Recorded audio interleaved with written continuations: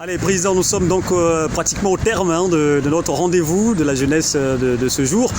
Alors, si vous aviez un dernier mot et un dernier appel, comme on le fait à l'accoutumée, un dernier appel à l'endroit de la jeunesse, en vue de proposer aussi des solutions de sortie de cette crise de la cherté de la vie, ça serait lesquelles, ces propositions-là? J'ai déjà proposé des solutions, c'est de lancer un appel à l'État du Côte d'Ivoire. Il ne faut pas donner l'opportunité, la possibilité aux oiseaux de mauvaise augure de profiter des situations. Il faut prendre à bras le corps la question de la cherté des denrées alimentaires en Côte d'Ivoire. Il faut aller au contact. Je sais qu'il y a des initiatives qui sont prises, mais il faut aller plus loin. Il faut aller plus loin en exploitant les richesses de la Côte d'Ivoire. La première richesse de la Côte d'Ivoire, c'est la jeunesse. C'est pas autre chose. C'est pas FMI, c'est pas Banque mondiale, c'est pas l'ONU, c'est pas CEDEAO. La première richesse de la Côte d'Ivoire, c'est la jeunesse. Le seul pays au monde où près de 80% de la population a 35 ans. Il faut bien exploiter ça. À côté de ça, c'est de lancer un appel à la jeunesse pour demander à cette jeunesse de continuer à se mettre au travail, de continuer à se mettre à la disposition des valeurs réelles, de sortir des débats de quartier. Je demande de le dire, des débats de quartier qui combattent Cristiano à Messi. C'est pas ça qui est notre combat. Il faut sortir des débats de quartier qui consistent à savoir si tel ou tel numéro sera joué le soir dans les lotos. Il faut quitter dans ça. C'est pas ça qui va nous jouer. Troisième des choses, c'est de dire que la question de la cherté des denrées alimentaires à Côte d'Ivoire est tellement importante qu'il faut que les gens prennent pour se distraire. Quand je vois les humoristes qui doivent faire rire les gens, ils prennent la question des gens qui ont faim pour faire rire les gens. Moi, je pense que ça, ils vont au-delà du cas.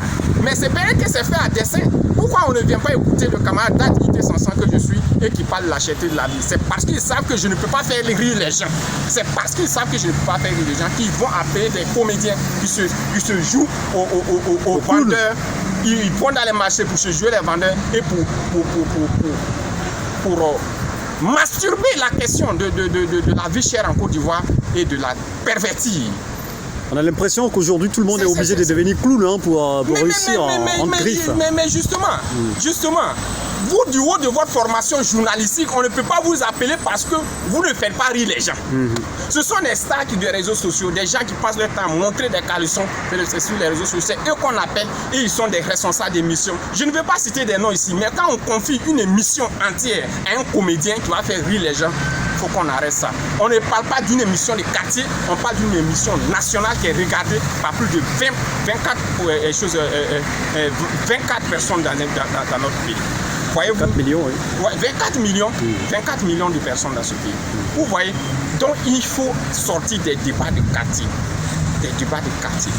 Et nous, en tout cas, nous avons pris notre bâton de pèlerin pour parler à la jeunesse, pour leur dire de se souscrire dans les combats réels. Les combats réels, c'est de faire en sorte que d'ici 2050, d'ici 2100, la Côte d'Ivoire continue de vivre avec des valeurs sûres, des valeurs réelles qui puissent donner à notre pays ce que ce pays-là aujourd'hui, par exemple, a du mal à nous donner. Merci.